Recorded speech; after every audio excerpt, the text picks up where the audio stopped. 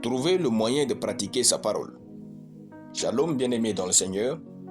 Notre méditation du jour s'intitule « Trouver le moyen de pratiquer sa parole ».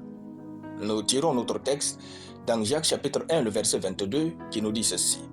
« Mettez en pratique la parole et ne vous bornez pas à l'écouter en vous trompant vous-même par de faux raisonnements. » Alléluia.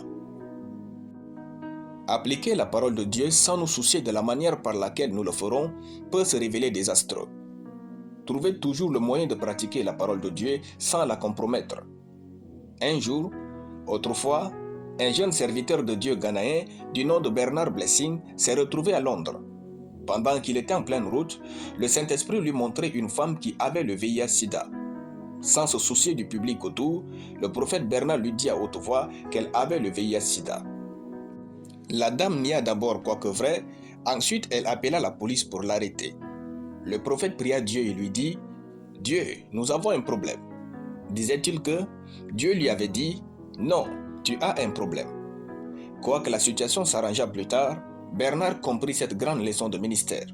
Ce ne sont pas toutes les paroles de connaissance du Saint-Esprit qu'on doit dire ou les dire n'importe comment. Bien-aimés, la manière dont nous pratiquons la parole est très importante et cela demande de la sagesse.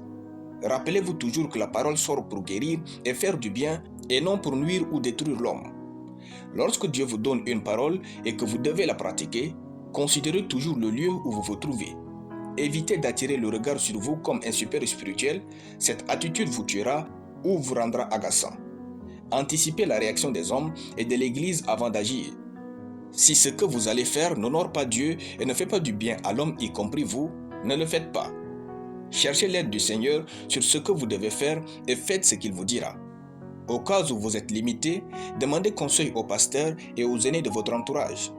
Trouvez toujours le moyen de pratiquer la parole de Dieu. La sagesse est partout, saisissez-la et agissez. Proverbe chapitre 8. Alléluia. Nous allons prier.